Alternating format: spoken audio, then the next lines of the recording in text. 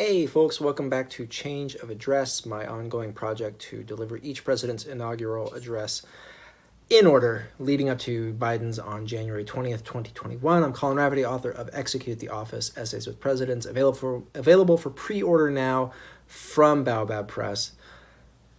We have reached Grover Cleveland, right? It's Big Steve Day here. This is my favorite fact about Grover Cleveland, and there are a lot of great facts about Grover Cleveland, but that his first name is Stephen, right? And he was actually nicknamed Big Steve as a young man. But I don't know, is that really the best one? There's so many. The secret surgery on a yacht, the child he fathered out of wedlock, the fact that he's the only man elected to the presidency in 2 non-consecutive terms, a kind of fascinating thing that really is a thing that is kind of in the news again, maybe, right? Like there's the speculation about whether or not Trump will run in 2024. Certainly he would currently be the kind of front runner for such a thing, but if he would actually do it is another thing entirely. Anyway, Grover Cleveland takes office in 1885. This is after Chester Arthur serves out the rest of Garfield's term. I do want to have a moment of silence for Chester Arthur, in large part because we just aren't going to get a chance to talk about his incredible facial hair. So,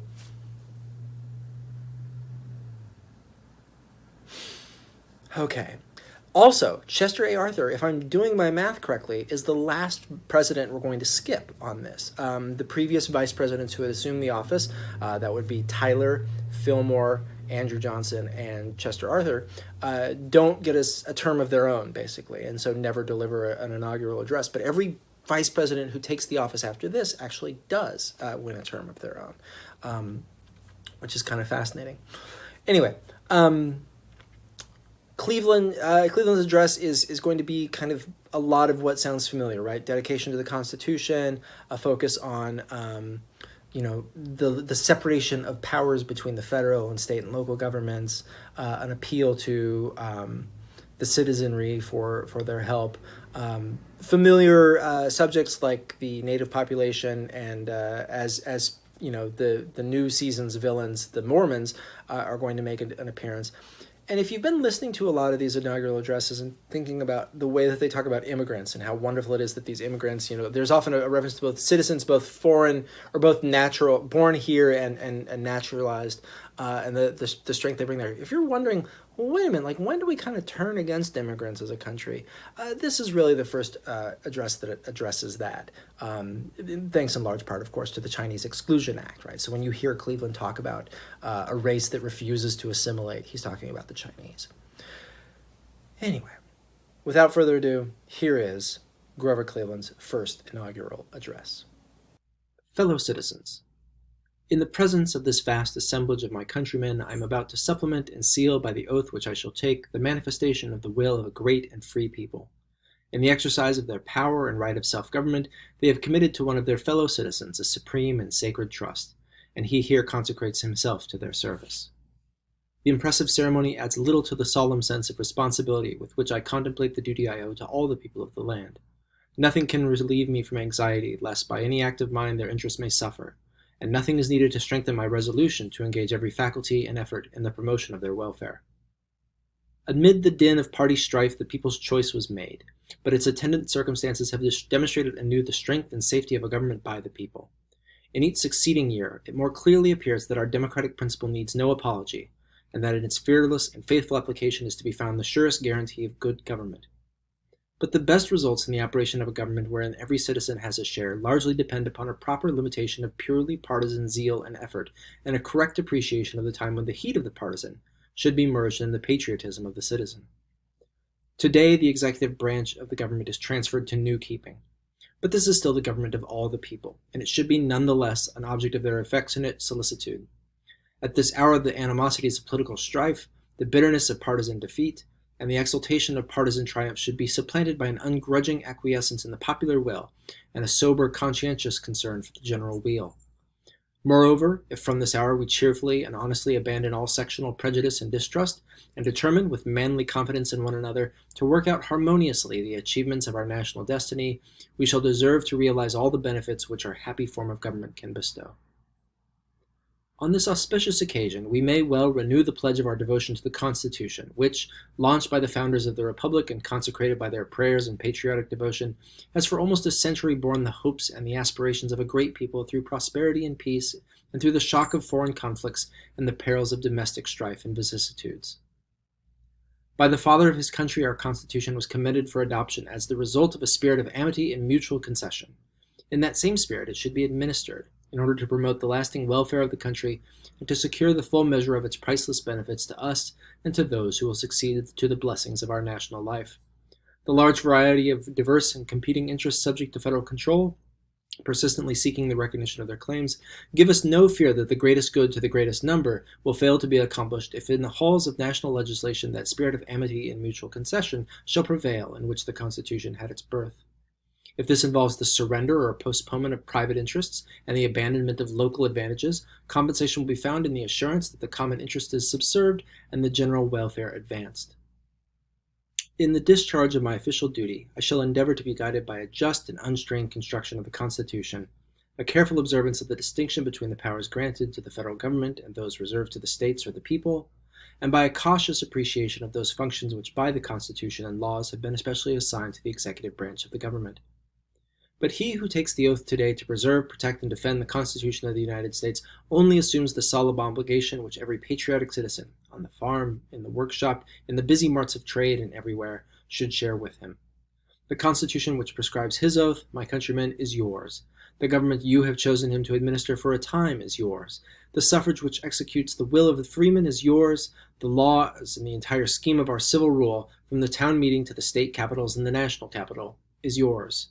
Your every voter, as surely as your chief magistrate, under the same high sanction, though in a different sphere, exercises a public trust. Nor is this all. Every citizen owes to the country a vigilant watch and close scrutiny of its public servants and a fair and reasonable estimate of their fidelity and usefulness.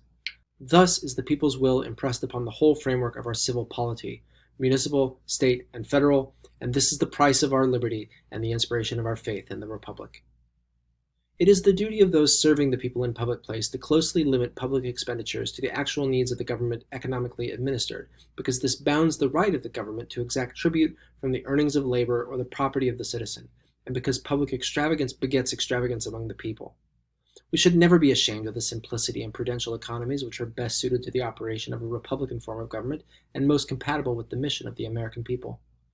Those who are selected for a limited time to manage public affairs are still of the people, and may do much by their example to encourage, consistently with the dignity of their official functions, that plain way of life which among their fellow citizens aids integrity and promotes thrift and prosperity. The genius of our institutions, the needs of our people in their home life, and the attention which is demanded for the settlement and development of the resources of our vast territory dictate the scrupulous avoidance of any departure from that foreign policy commended by the history, the traditions, and the prosperity of our republic. It is the policy of independence, favored by our position, and defended by our known love of justice and by our power. It is the policy of peace suitable to our interests. It is the policy of neutrality, rejecting any share in foreign broils and ambitions upon the other continents and repelling their intrusion here. It is the policy of Monroe and of Washington and Jefferson, peace, commerce, and honest friendship with all nations, entangling in alliances with none. A due regard for the interests and prosperity of all the people demands that our finances shall be established upon such a sound and sensible basis as shall secure the safety and confidence of business interests and make the wage of labor sure and steady, and that our system of revenue shall be so adjusted as to relieve the people of unnecessary taxation, having a due regard to the interests of capital invested and workingmen employed in American industry, and in preventing the accumulation of a surplus in the treasury to tempt extravagance and waste. Care for the property of the nation and for the needs of the future settlers requires that the public domain should be protected from purloining schemes and unlawful occupation. The conscience of the people demands that the Indians within our boundaries shall be fairly and honestly treated as wards of the government, and their education and civilization promoted with a view to their ultimate citizenship, and that polygamy in the territories, destructive of the family relation and offensive to the moral sense of the civilized world, shall be repressed.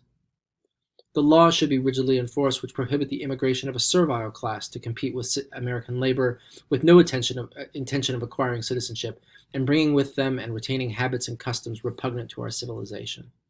The people demand reform in the administration of the government and the application of business principles to public affairs. As a means to this end, civil service reform should be in good faith enforced. Our citizens have the right to protection from the incompetency of public employees who hold their places solely as the reward of partisan service, and from the corrupting influence of those who promise and the vicious methods of those who expect such rewards. And those who worthily seek public employment have the right to insist that merit and competency should be recognized instead of party subserviency or the surrender of honest political belief.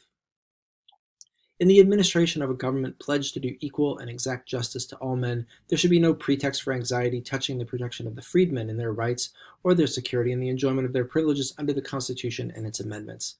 All discussion as to their fitness for the place accorded to them as American citizens is idle and unprofitable, except as it suggests the necessity for their improvement. The fact that they are citizens entitles them to all the rights due to that relation, and charges them with all its duties, obligations, and responsibilities. These topics and the constant and ever-varying wants of an active and enterprising population may well receive the attention and the patriotic endeavor of all who make and execute the federal law. Our duties are practical and call for industrious application, an intelligent perception of the claims of public office, and, above all, a firm determination, by united action, to secure to all the people of the land the full benefits of the best form of government ever vouchsafed to man.